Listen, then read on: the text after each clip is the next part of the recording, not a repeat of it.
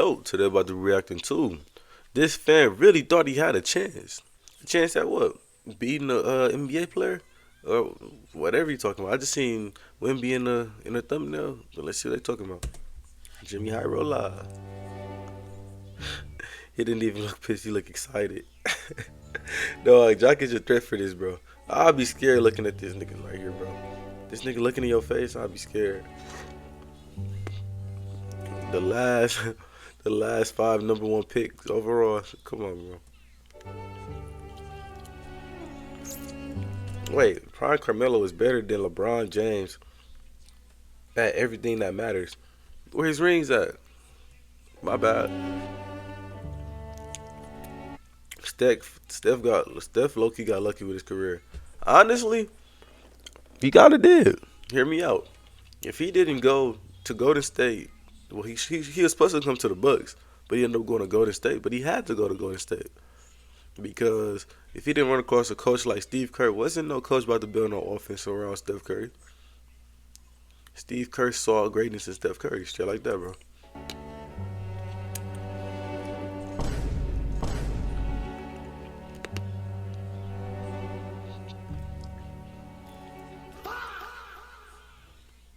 The NBA regular season is quickly coming to a close, and it's about that time. We've got a fresh new batch of hot takes to look at today.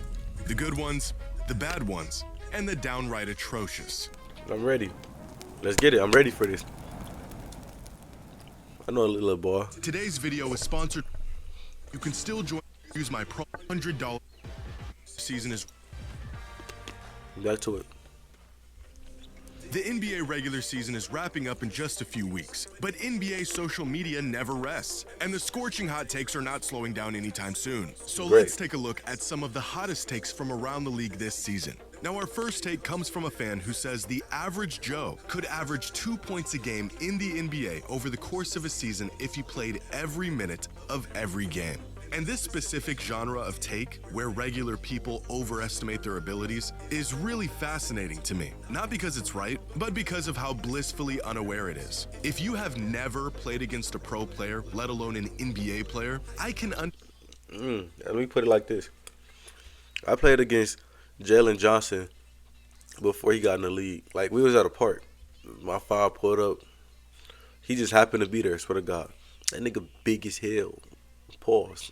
So he's like, bro, this nigga super big. They ran us off the court. Did I say that to say this? That take is 100% wrong. Then, in high school and middle school, we played against Podziemski. Podziemski, he always been like that, bro. We never won a game against Podziemski.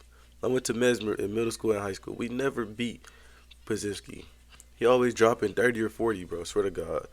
And that was, in middle school, it was because of a tournament. We wasn't in the same conference, but we came into the same tournament. And then at high school, we was in the same tournament. I mean, in the same conference. That makes sense. But all in all, I said it to say this. You're wrong, buddy. You got to play against them to see it, bro. And how you might think. And that's just one of them. That's one each on different occasions. Imagine running to a full squad of NBA niggas. I'm cool. Dances. If things fall in your favor, if you get lucky enough, you might be able to average 2 points a game in the NBA as a regular guy off the street. But play one game. Scratch that.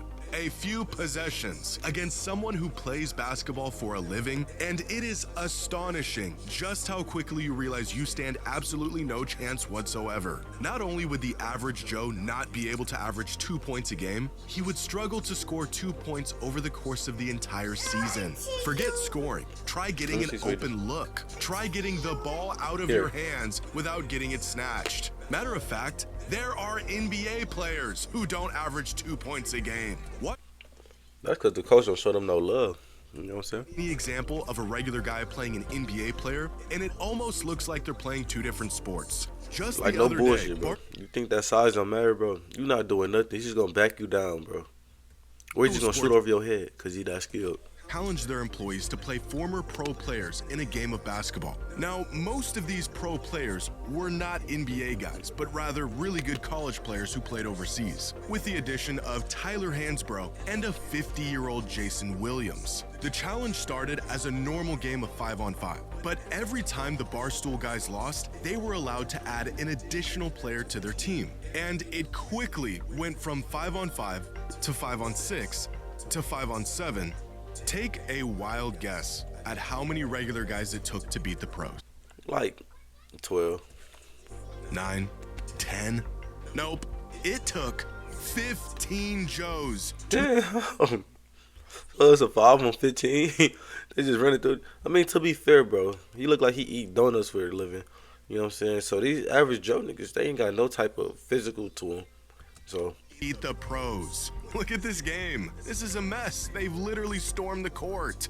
But it gets even worse. Because not only did the Joes get to add 10... And is that a midget, bro? But it gets even... I'm not laughing at a condition. Hold on. Bro, you talking about the average Joes, bro. These not average shit, bro. It's a team full of unathletic people. People that's out of shape. Look at this little guy. He was blessed with that size. He was blessed. He made himself that way. He made himself that way. Man, put me on this team, bro. We scoring, bro. If I pick a team of 4 fit people that I hoop with, we can beat them, bro. Worse. Because not only did the Joes get to add 10 additional players on the court, the only way they even had a chance to take down the pros was to start taking away players from the pro team. So by the time the Joes finally won, it was a game of 15 regular guys against 2 former pros. Now, you're probably thinking, a 2 versus 15, bro. That's something you do with your little cousins, bro. At the park or something, bro. Come on, bro.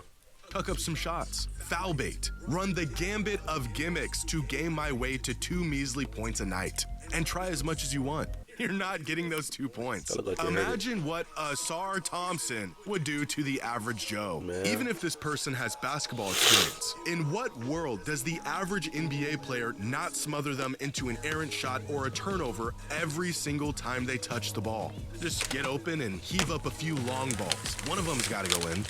Get open. Yeah, good luck with that, what bro. What do you mean get open? You think you can create space on Alex Caruso? Celtics point guard Peyton Pritchard spent his first few seasons in the league averaging about 6 points a game. In fact, throughout those first few seasons, he had countless games with 2 points or less, despite playing solid minutes. You want to know what a player like this translates to when he's not playing NBA level defense? 92 points. A player who Celtics pitcher scores 92 points in Portland. Damn. struggling to put up 6 a game in the NBA is Michael Jeffrey Jordan against everyone else. Even on his very best day, an The pitcher average the Joe bucket though. still infinitely worse than the worst NBA player on his worst day. And there are many NBA players who struggle to put points on the board. As the wise Brian Scalabrine once said, "I'm closer to LeBron than you are to me." And yet, no matter how much time has passed, no matter how many times this has proven to be true, it is still difficult for some to truly grasp just how big that gap really is. Under no circumstances would the average Joe put up 2 points a night in the NBA. Now, this next take comes from a fan who says he is not impressed by Wemby, and that Victor is... What are you not impressed by? He putting up numbers. My bad, I'm choking on this seed. Nigga, if he was like Taco Fall, then you have all right to be not impressed or disappointed in Wemby. But he is the total opposite of Taco Fall. Taco Fall just came into the league big for nothing. Versus Wemby, he knows what to do with his size. He played like a guard and the big at the same. Come on, bro, you're tripping, bro. Then the defensive player of the year, maybe MVP of the year. Come on, bro. because he's tall. And what's odd about this take, besides the fact that it's brain rot, is that up until a couple months ago, I never really saw anyone say this. For the last 2 years, everyone was unanimously enamored by his freakish size and abilities. But the more Wemby develops and the more popular he becomes to the masses, the more I see this take, to the point where this is now the default comment on any Wemby highlight. And it could not be more wrong. People say if Wemby was 6'4" instead of 7'4", he wouldn't be in the NBA. I mean, shit, he probably wouldn't. Just like Taco Fall wouldn't have made the cut if he wasn't 7'5" or 7'6". But guess what? He's still in the NBA. He's his team player. He's the number one player on the team. I'm saying De'Aaron Fox is number one player because that's my favorite point guard. But he can be number one too. You know what I'm saying? He's just hating, bro, for no reason. Well, yeah. If any player was a foot shorter, they wouldn't be in the NBA. Wemby's most valuable asset as a player is his size and his length, but it is not the only reason why he's good. If height alone was the single biggest factor in basketball, the NBA would be filled exclusively with 7-footers. Exactly. If being extremely tall guaranteed They success... go talk out far. This nigga playing the celebrity game. What are you famous for? Being tall? Not making a cut in the league? Not getting played on the Celtics? Come on, bro. Matter of fact, get a Warriors Taco Fall. Would be dominating the league right now and not playing in the celebrity all-star game. Ironically, this take is actually the opposite of the truth. Some fans aren't impressed because he's tall, when in reality they should be impressed that he can move the way he does and maneuver with... He ain't injured. He not brittle. He not breaking like glass. For his size, he should be breaking like Anthony Davis is breaking. Honestly. Best athletes in the world, in spite of being this tall. I may be wrong, but I don't recall Yao Ming throwing it off the glass into an East Bay. I also don't remember a time when Manute Bol nutmegged a player in transition. And I definitely don't think I've ever seen Boban Marjanovic hit a tween step back 3 plus the foul. Now, Victor consistently makes plays that are only possible because he has an 8-foot wingspan, but that doesn't make them any less impressive. To discredit these plays because of Wemby's height would be like saying Shaq's game wasn't impressive because he was bigger and stronger than everyone else. Exactly. Or saying Michael Jordan's acrobatics around the rim weren't impressive because he could jump higher than everyone else. Or saying Steph is only good because he can shoot threes better than anyone else. Yeah, that's kind of the point. All great players have some sort of built-in advantage to their game. It's one of the reasons why they're so great. Victor's advantage is that he's a giant, and he uses that advantage about his... It's so hard to guard him, bro. You can't just sag off because he's going to pop a 3. You can't play too far up because he's just going to blow past you. Come on, bro. That's talent. Talent at its anyone ever has. If you think height is an unfair advantage that makes things unimpressive, basketball probably isn't the sport for you. Now, this next take comes from a fan who says Luka Doncic peaked early and that we've already seen the best No. I don't think he peaked yet. It's like when LeBron retired, you're going to see him. My voice is cracking at 22. It's crazy. When LeBron retired, he's probably like the only option. I mean, they got Austin Reeves on there too. But when Brown retired and he gets to touch the ball more, come on, bro. Of it, which sounds crazy, but may actually be true. Luka just turned 27 years old. He's in his 8th season. I don't see it, bro. I feel like he got a little more time. Maybe 5 more years, maybe 3. Speaking, Luka should be hitting his peak right about now. But if we have already seen the best Luka has to offer, then his timeline is about the same as most greats. Unlike most players, Luka started playing professional basketball when he was just 16 years old. In terms of playing at the highest level, physically and mentally, Luka's on his 11th season as a pro. And when you watch him play, there are moments when you can see the toll of all of those extra miles. Playing against grown men before he could drive a car certainly gave him an edge over other prospects, but it also meant Luka was a polished player, closer to his ceiling coming into the league in comparison to other young, raw players. If we look at Luka's progression throughout the years in terms of something like estimated plus-minus and compare him to other all-time greats, his first 8 years in the league have been pretty similar to the others. Specifically, LeBron and Luka had extremely similar trajectories for the first half-decade of their careers. But overall, it seems between years 6 and 8 is where these guys are hitting their statistical peak. And then they hold it for a few seasons before settling into a role that's less volatile but more sustainable long-term. It's hard to believe, but Luka is approaching a decade in the NBA. And he did just pull his hamstring, too. Y'all think that the Lakers going to go far without him? I don't think so, bro. He's the number 1 scorer on their team. And I think that didn't knock him out the MVP conversation. But I think Wemby going to get the MVP. Who y'all think going to get it?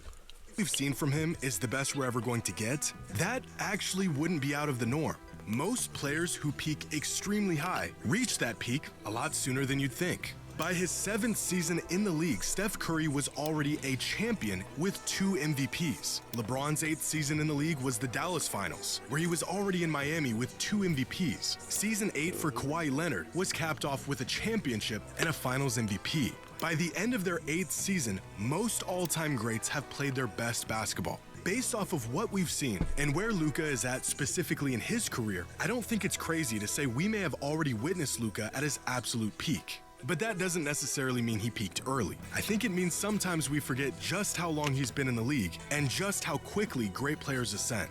Luka was so good and his game was so mature early in his career that our expectations of him were nothing short of like that, and his bro. game was so mature early in his career that our expectations I don't know who that is, bro. Of him were nothing short of being the best player in the world by now. An MVP, a ring, some sort of evidence that matches those early expectations. But the truth is, we may have already seen Luka at his apex. But that doesn't mean it was premature, and it definitely doesn't mean he won't meet the expectations that we've set for him. Now, our last take comes from a fan who says LeBron James playing longer has actually hurt his GOAT case. And although... Not really. No, not really. That just showcased the longevity of him. That just gave him another good argument to justify why he's the GOAT.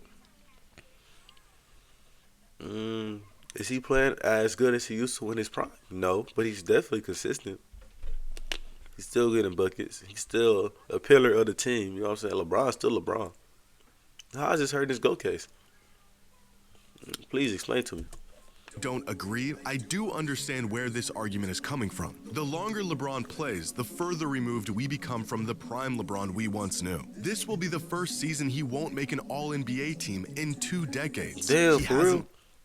Damn. Competed for a title in 3 years. His efforts come and go on a nightly basis, and at this point, most, if not all of his accomplishments are longevity related. Eventually, for some fans, this will be the LeBron they remember. The old LeBron who plays lackluster defense and cannot carry a team to a title. Where some fans give credit to LeBron for playing longer than anyone else ever has while remaining one of the best players in the league. Others are not impressed. It's a simple case of swings and misses for some fans. For every season that passes, LeBron's 4 rings look less and less impressive. 4 rings in 17 seasons, when he won his most recent championship, does sound better than 4 rings in 23 seasons. The extra All-Star and All-NBA selections and points don't really add to his GOAT case, but the mediocre performances and effort that comes and goes certainly subtracts from it, at least in the eyes of some fans. It's like LeBron the most consistent. He made it. Only time he wasn't an All-Star was his rookie year. And then he didn't make the All-NBA team his rookie year. And this year, pretty consistent to me. He's not gonna win the ring every year, but hey. Instead of retiring after his 6th championship in 1998, Michael Jordan kept playing for 7 more seasons and slowly regressed into a player that wasn't Damn, that nigga played for 7 more seasons? nearly as great as he once was. There really isn't I think it was playing when I was born. I was born in 03. gain from it. But there also isn't much to lose. And that's where I disagree with this take. Because Michael Jordan did keep playing after his last championship, and those later seasons were underwhelming to his standards. And not once did anyone hold that against him when making his GOAT case. Jordan's days with the Wizards were a victory lap, icing on the cake with very little expectations. Right now, LeBron is in his Wizards years. Any expectation of him to look like or produce at prime GOAT levels is not only unrealistic, it is an unjust Why they had to throw that in there, bro? You could have chose somebody else getting blocked. that no one else has ever been held to. Now, you could argue that the natural endpoint to LeBron's legacy, a moment where the story could have wrapped up perfectly, would have been at the end of the 2024 season. At that point, he was 39 years old, he had already become the NBA's all-time leading scorer, had just completed another All-NBA caliber season, he had a championship with 3 different franchises, and shortly after that helped lead Team USA to an Olympic gold medal in heroic, poetic fashion. If there was a storybook ending for LeBron, that was probably it. Right off into the sunset, call it a career, leave the league and the fans on a high note with a gold medal and a shiny new scoring record.